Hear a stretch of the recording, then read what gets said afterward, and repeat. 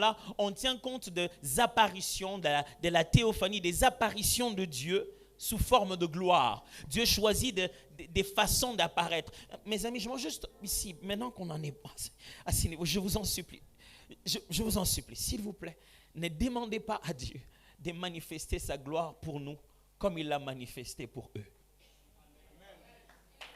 Si c'est ce que nous attendons, ça ne viendra pas. Ne vous attendez pas que les choses qui se sont faites il y a des jours passés, les choses qui se sont faites avec papa Alain Moloto, papa Charles, n'attendez pas ça. N'attendez pas de Dieu la gloire aujourd'hui ressemblant à hier. Vous voulez définir la gloire? La gloire, c'est l'inattendue manifestation de Dieu. Écoutez la suite.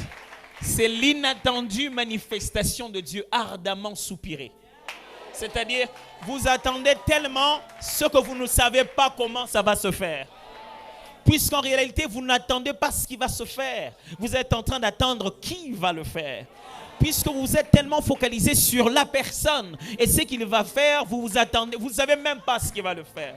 Moïse n'est pas allé en disant « Seigneur, fais-moi voir une flamme un buisson ardent ». Non, il ne savait pas à quoi il allait s'attendre.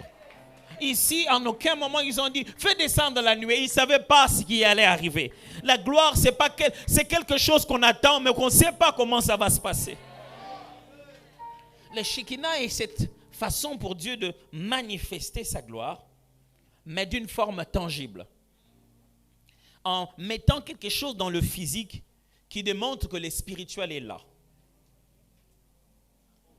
Une fois, il l'a fait dans le Nouveau Testament, le jour de la Pentecôte.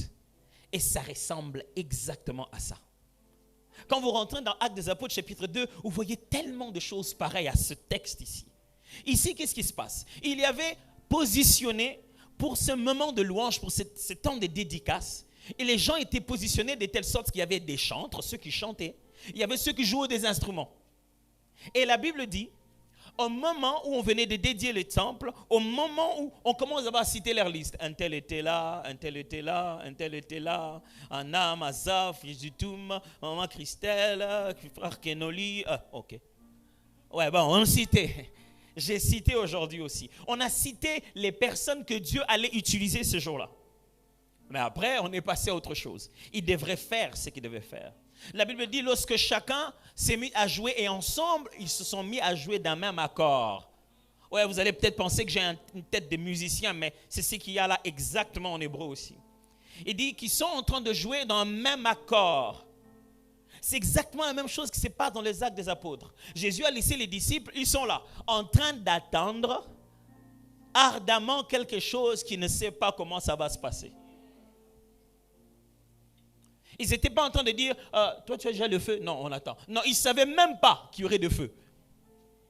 Ils étaient en train d'attendre. Et la Bible dit, lorsqu'ils étaient tous unis d'un même cœur, symphoneo, le mot qui veut dire